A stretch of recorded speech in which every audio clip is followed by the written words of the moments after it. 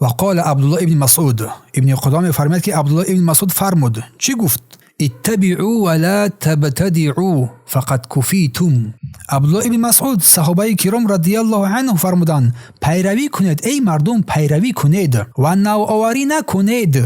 چی سخن زیبا است، سخن سلف صالح چی زیبا است. پیروی کنید ای مردم و نوآوری نکنید، بدعتکاری نکنید.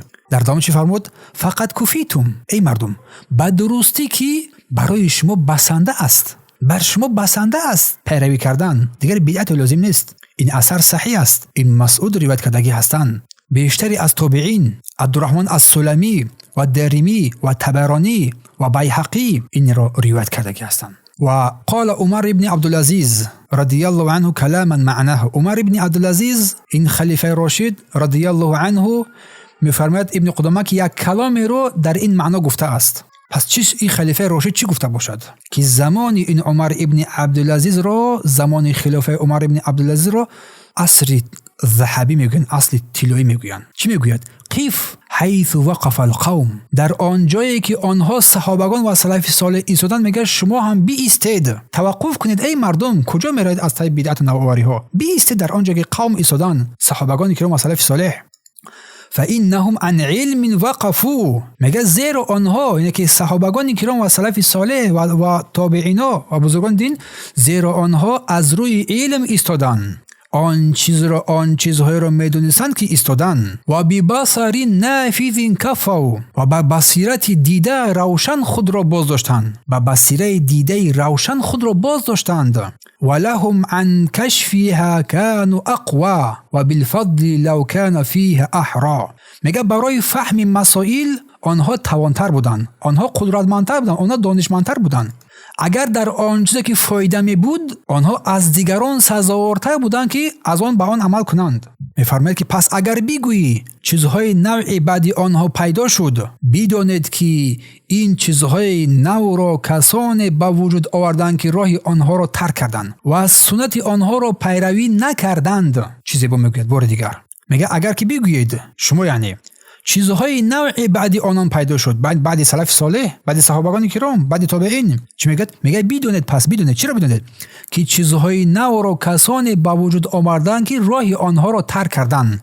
پس ترک راه آنها در دین چیزهای نو پیدا کردن می شود و از سنت آنها را گرداندند. عمر بن عبدالعزیز گفته ایستاده است و میفرماید که آنها چیزها را چنان بیان کردند که بسنده باشد برای ما. از دین هر چیزی را برای ما بیان کردن که دیگر برای ما بسنده است. آنها چیزها را برای ما بیان کردن که بسنده باشد و درباره مسئله ها چنان سخن گفتن که برای ما کافی است دیگر. و چی فرمود زیبا؟ و فرمود که نه کسی میتواند به درجه آنها بالاتر رود. از درجات صحابه و تابعین کسی بالا رفتن نمیتواند، چون که رسول الله گفتند اگر مثل کوی احد اگر شما ذهب از طلا اگر خیر نمایید، مثل یک پنجه از آنها نمیرسید. و فرمود که نه کسی میتواند به درجه آنها بالاتر رود و نه کسی میتواند از آنان پایینتر باشد مگر آنکه کمبود کند، مگر آنکه کمبودی داشته باشد در پیروی. و میفرماید که گروه از آنها عقیب موندند و تحقیر شدند و گروه دیگر از آنها گذشتند و افراط کردند، یعنی که از خلاف بعد آنها می آمدگی از جهل و نادانی تحقیر شدند و گروه دیگر گذشت کردند، افراط کردند. در آخر میفرماید که حال آنکه آنان، یعنی که سلف صالح، میان این دو، میان افراط و تفرید در راه راست درست قرار گرفتند. نه سختگیر بودند نه آسانگیر بودند. و سخن ابو عمرو اوزاعی درباره صفات و رد ادرمی بر مردی که بدعت سخن گفت بسیار قصه زیبا است. امام اوزاعی با این ادرمی میفرماید که قال امام ابو عمرو اوزاعی رضی الله عنه علیک بآثار السلف. امام اوزاعی رضی الله عنه رحمه الله تعالی میگه که بر تو لازم است که با اثرها، یعنی که سخنان سلف، نسل‌های اولین از مسلمانان پیروی کنی، از صحابگان کرام و تابعین.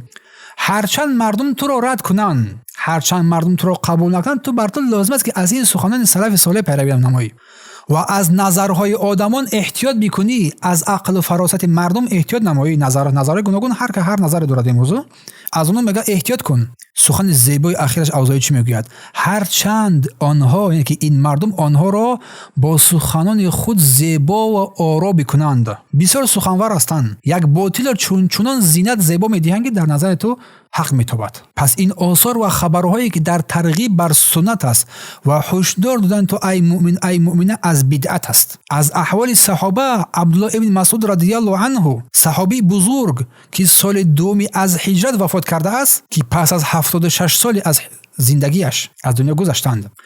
و این سخن عبدالله ابن مسعود رضی الله عنه تأکید بر ما میکند بر اهمیت پیروی از قرآن و سنت پیامبر صلی الله علیه و سلم. این عبدالله ابن مسعود رضی الله عنه بر هر مسلمان تأکید میکند که ای مسلمان تو بر قرآن و سنت پیروی نما، از قرآن و سنت پیگیری کننده باش و چیزهای نو رو در دین که وارد میشوند از آنها پیروی نکنی که اینها بدعت نامیده میشوند. گفت اتبعوا، پیروی کنید، یعنی از آثار پیامبر صلی الله علیه و سلم پیروی کنید بدون علاوه و کم کردن آن.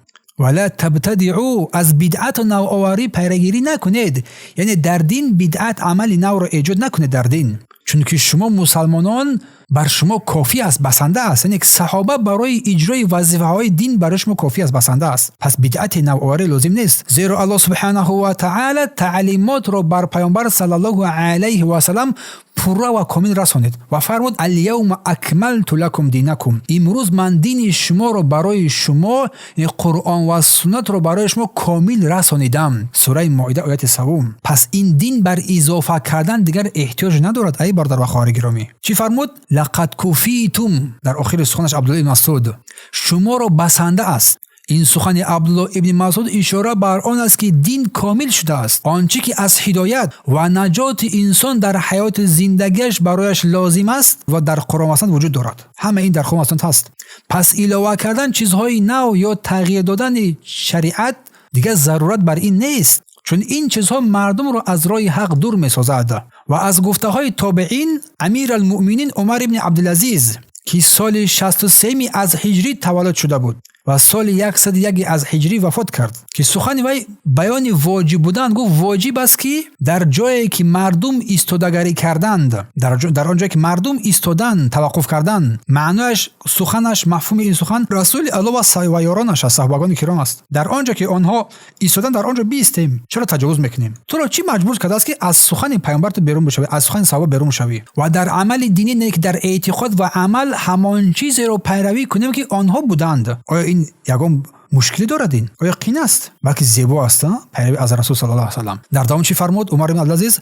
چون که آنها رسول الله و صحابگان کرام با دانش و روشنی کامل ایستادند، با دانش و روشنی کامل ایستادند، با علم کامل ایستادند، با وحی الهی ایستادند. اگر پس از آنها چیز بهتری می بود، آنها حتما بر ما پیش می گرفتند. اگر چیز بهتری بود، آنها می گرفتند آنها بر ما خبر می دادند. و فرمود که آنچه که بعد از آنها ایجاد شد، پیدا شد، چیزی که بعد از آنها پیدا شد، تنها مخالفت بر راه سنت پیامبر صلی الله علیه و سلم است و بس. تنها دوری از راه روش پیامبر هست و بس، و تنها دوری از راه سلف صالح صحابگان کرام است و بس. و می‌فرماید که آنها برای دین و آنها در دین همه چیز را که برای شفای انسان و قناعت بخشی انسان لازم بود برای ما بیان کردند و شرح دادند، درباره آن توضیح واضح روشن کردند. و می‌فرماید که از مردم بعضی در پیروی از آنها، از صحابگان کرام یا از رسول الله کوتاهی کردند و این باعث کشمکشی شد. و بعضی